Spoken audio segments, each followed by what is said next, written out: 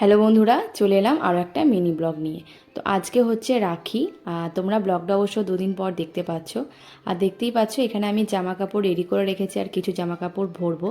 সেটা হচ্ছে আজকে আমরা যাচ্ছি হচ্ছে আমার দিদির বাড়ি উকড়াতে। উকড়ায় ঝুলন খুব ভালো হয়, তোমরা অনেকেই জানো। তো দিদি প্রতি বছরই যাওয়ার জন্য বলে, কিন্তু কোনো না কোনোভাবে যাওয়া হয় না। আর এবার যেহেতু শনিবার পড়েছে, তো আমরা কিন্তু যাব। তো এখন রেডি হব, ওই জন্য তার আগে সব কিছু আর কি নামিয়ে রেখেছি, তোমাদের সাথে শেয়ার করলাম। আর এরকম একটা পাউচ নিয়ে সেখানে ফেস ওয়াশ বলো, বডি ওয়াশ, ব্রাশ এগুলো নিয়ে যেতে বেশ সুবিধা হয়। আর এখন দেখো ভাইকে রাখি পরাচ্ছি। আমি স্নান করে নিয়েছি, স্নান করে ভাইকে রাখি পরাচ্ছি। আর ওর এখন বাইরে যেতে হবে ওকে, যেহেতু এখন দুদিন ওর ছুটি আছে।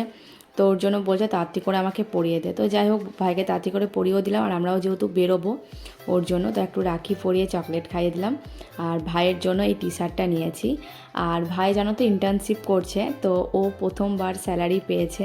তো স্যালারি পাওয়ার সাথে সাথে আমাদেরকে আর কি টাকা সেন্ড করে দিয়েছে। তো সেই টাকা থেকে আমরা একটা গিফট কিনেছি, মানে আমি কিনেছি আর কি।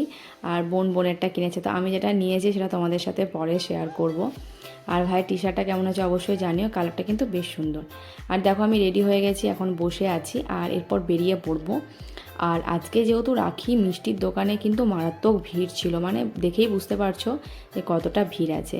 এর পরের পার্টটা নিয়ে তোমাদের সাথে খুব শীঘ্রই আসছি, কারণ একটা পার্টে অনেকটাই আর কি বড় হয়ে যাবে। তো তোমাদের সাথে আবার নেক্সট পার্টটা শেয়ার করছি দিদির বাড়ি যাওয়ার পর।